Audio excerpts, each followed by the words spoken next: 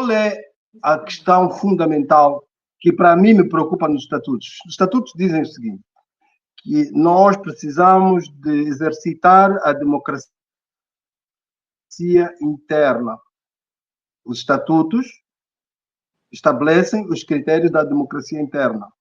E é aqui onde o partido começa a ganhar alguma fragilidade, porque essa democracia interna, e eu tenho que ser franco, ela não existe.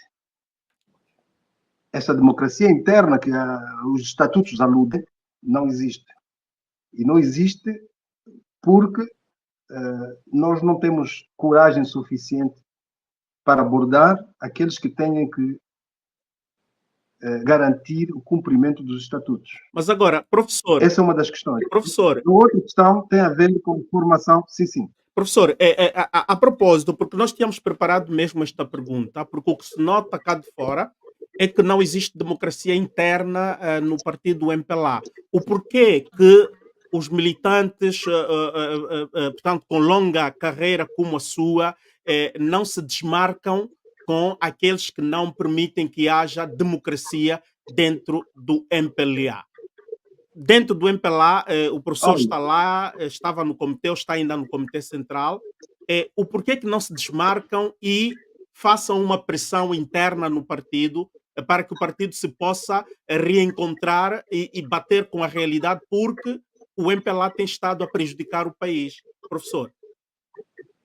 Ok, deixa-me fazer uma pequena correção. Eu não sou membro do MPLA, sou membro do Comitê de Engenheiros do MPLA, que é diferente. Mas, mesmo assim, não tenho... Eu tenho sempre utilizado o meu direito de expor as ideias e falar com os meus camaradas, os meus... Portanto, professor, só para esclarecer... E de maneira franca. A pergunta que você me coloca... Desculpe? Sim, para esclarecer, engenheiro.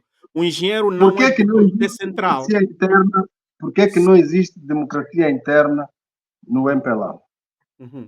Olha, em 2021, eu, usando das prerrogativas que os estatutos me concedem, manifestei a minha pretensão de concorrer ao cargo de presidente do MPLA, porque reúno os requisitos.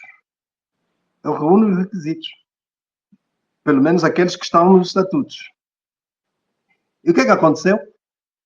O que é que aconteceu? Portanto, o próprio organismo do partido que devia dar, digamos, encorajar, o próprio organismo do partido entrou com comunicados de intimidação. Por quê?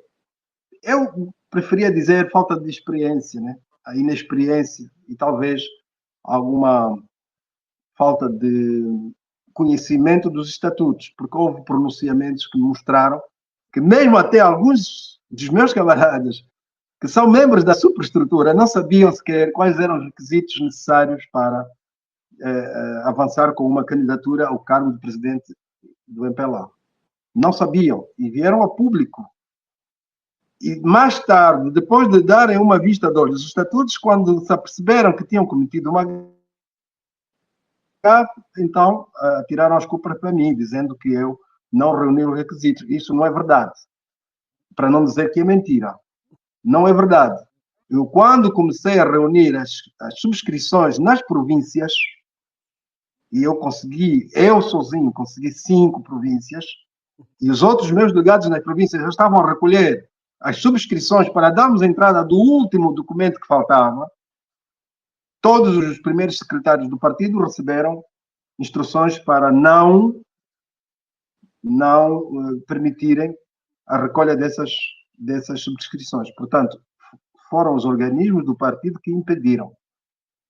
Não foram os meus camaradas que estavam nas províncias que criam coisas. Não. Foram os organismos do partido que agiram de maneiras a impedir a minha candidatura. E mais, eu reuni essas provas, levei-as ao tribunal e pedimos a impugnação do Congresso com as provas reunidas, ok? Com as provas reunidas. Eu próprio fui chamado, intimidado, eu fui intimidado no meu comitê de base, promoveu-se uma campanha contra a minha pretensão, mobilizaram-se militantes do partido para tirar-se contra a minha candidatura, assim, e, portanto, todas essas provas foram recolhidas, a equipa que estava ligada ao setor dessa parte jurídica reuniu as provas e foi apresentar ao organismo do governo, do partido primeiro, e depois, uma vez indeferido, subimos para o Tribunal Constitucional. Surpreendentemente, o Tribunal Constitucional não deu provimento à nossa reclamação.